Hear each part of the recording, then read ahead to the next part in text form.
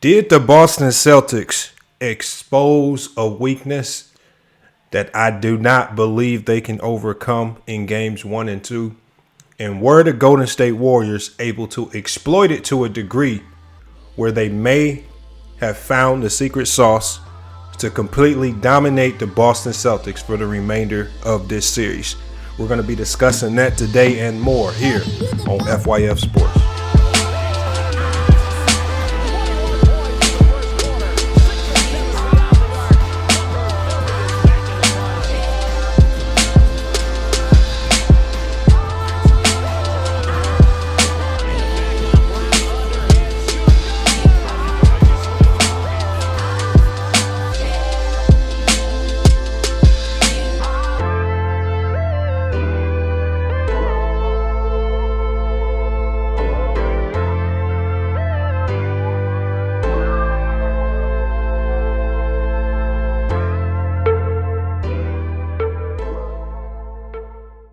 All right, it's FYF Sports, man. It's Lamont. We are back. Another podcast episode, man. Today we got to talk about it. The NBA Finals is here. We've seen game 1. We saw the Warriors dominate for 3 quarters and then completely collapse in that fourth, allowing Boston to reel off 40 points. When we talk about in that game 1, Derek White, Al Horford, and Marcus Smart combined for 15 threes. Those role players were playing otherworldly. And then that put a lot of pressure on the Golden State Warriors coming into this game 2 to win, to equalize this series so they can at least go into Boston 1-1. And when I watched this game, and I was talking during the live stream, and I saw that it was only a 2-point game. Golden State really hadn't played well. Boston was playing, fairly decent for being on the road in Golden State. But Boston they were only down by 2 at the half in this game. And so I looked to a crucial stat that also was trending in game 1. And I saw at halftime that the Boston Celtics were shooting 10 of 19 from the 3-point line. Again, another night where they were just shooting at an unbelievable percentage from the 3-point line. 10 and 19 is great to end the half in. I mean, above 50%. Their field goal percentage, again, overall was kind of suffering a bit because their overall field goal percentage, we're talking about shots inside the 2-point range, brought their overall field goal percentage. It was actually below 50%, around like 44. And so I started thinking, and I said this during the live stream,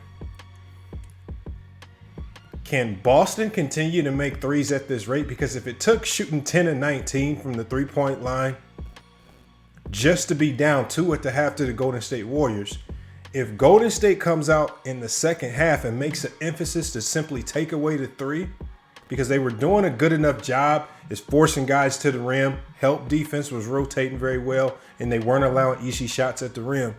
If they completely just find ways to nullify the 3-point shot, I don't know if this series is actually going to be close. And as we saw last night, that second half, especially that third quarter, the Golden State Warriors defensively came out and completely put the clamps on this Boston Celtic team.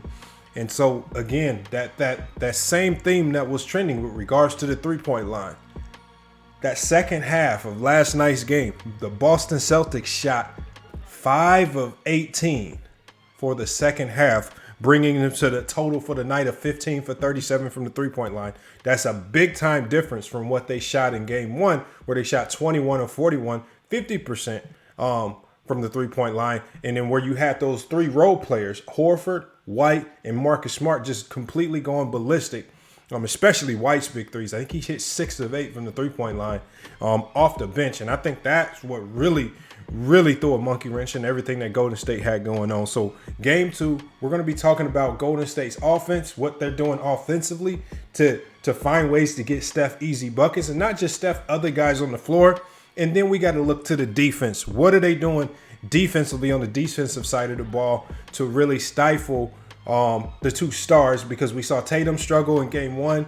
Brown struggled in game 2, but also in game 2, those others that kept them afloat in game 1, they weren't able to have the same impact as we saw Steve Kerr make some slight adjustments to the defense. And I know he said in the post game that his adjustments were just about energy and effort. I don't believe that for a second. Obviously, it's a game of chess. He's not trying to give away everything that they're doing.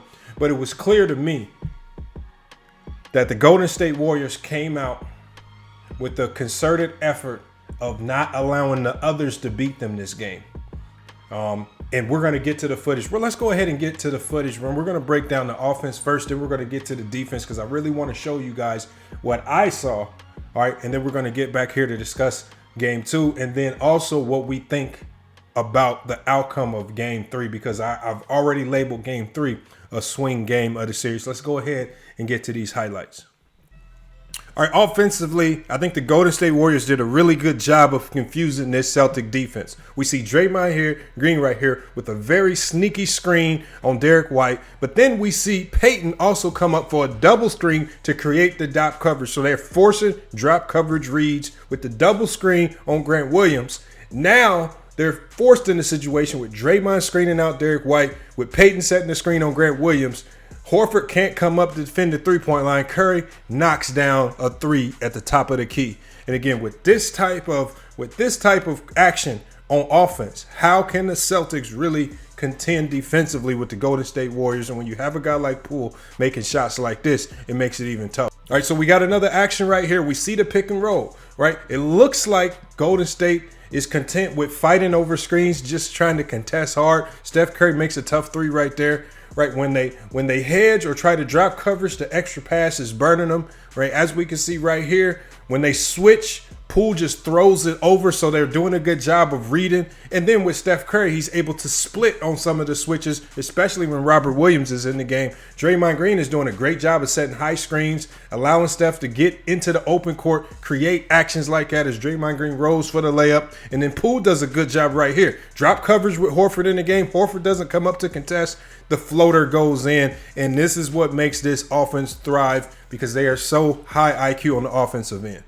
And when you talk about the defensive side of the ball, you want to ask yourself, how were they able to force this Celtic team that was so hot from the three-point line in game 1 and then also the first half of this game? How were they able to force them off those threes and into bad shots? The goal was to be more physical, force turnovers. And as you can see, Draymond Green right here, they're not sending doubles at Tatum or Brown. They're using their best on-ball defenders to stifle them, make them pick up their dribble, take bad shots at the end of the shot clock. As you see, Draymond Green gets the block right there. Right, we see Wiggins right here holding his ground, late double over there. Draymond's able to get the strip, get into transition.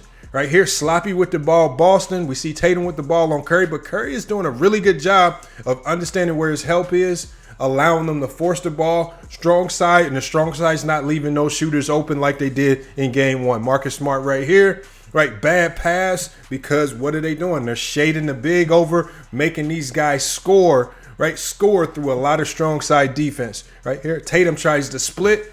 They get their hands in those passing lanes. Again, more physical, really towing the line, making the refs call the call. The refs weren't calling it yesterday, and they were able to get in the transition 35 points off of turnovers last night in game 2.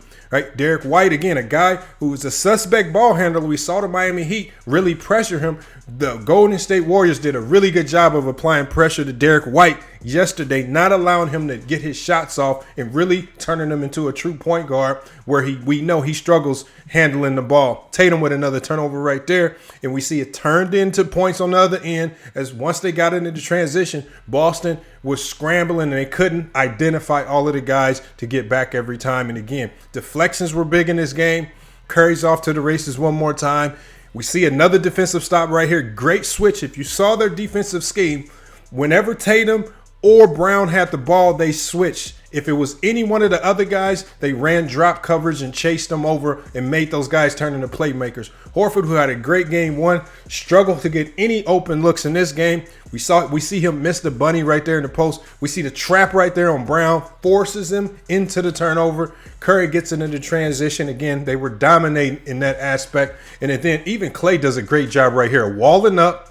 Right here, refs are not calling it, towing the line, being physical with those guys, making them miss shots. And then we have Marcus Smart right here, getting into the lane, right? Bodies are right there. Refs aren't calling it. He can't flop his way out of that one right there. Remember, Derek White, what are they doing? They're putting man on him. They're not allowing him to play in space. He's out beyond the three-point line. They're pressuring him and Peyton Pritchard. They can't get those threes off.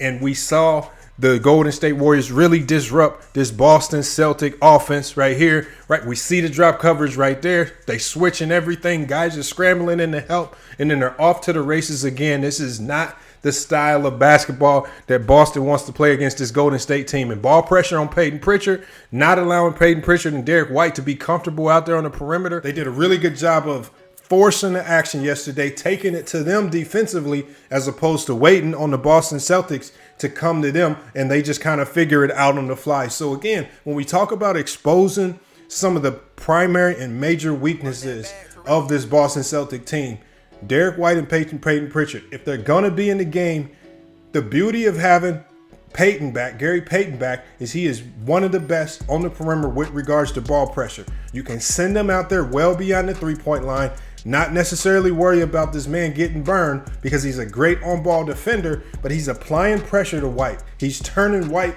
He's making White adjust from being a scorer, that guy in game one we saw catching and shooting, to where now he has to be a facilitator playmaker, because as the shot clock runs down, they're sending Peyton up there to really apply ball pressure onto either Pritchard or White, and those guys aren't comfortable. We see that they're not comfortable handling the ball. So we got sloppy ball handling from guys that aren't really true point guards, right? We got sloppy ball handling from Brown, sloppy ball handling from Tatum, Pritchard, and White. These are not natural points. They're not the best ball handlers, and I think that's one aspect of exposing some of their weaknesses. And then we saw, I think Golden State figured out, if we don't allow this team to shoot a high percentage from the three-point line, yeah, we might give up a few layups at the rim, because we saw Jason Tatum and Jaylen Brown both have scoring games that were actually not too bad, but they did struggle from the field goal slightly because of all of the pressure on these guys when they get inside the three-point arc. They're having to try to score over 2 and 3 players,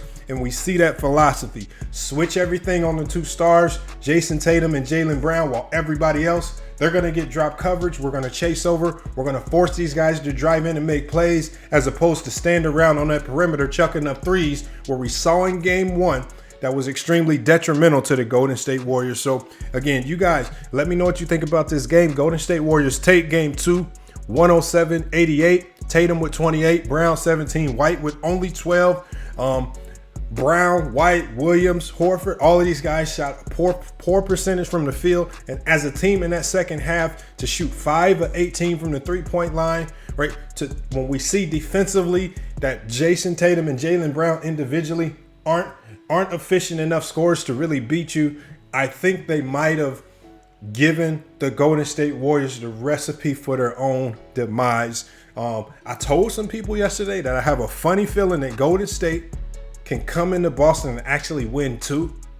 I don't know why I have that feeling, but I think with some of the problems that Boston has offensively and defensively, I don't know if Udoka has enough time to rectify or correct those problems before game 3. But you guys, let me know what you think about game 2. What are your thoughts on game 3? What are your predictions on game 3? Do you have the Warriors winning? Do you have the Celtics holding home court down and taking the series lead once again?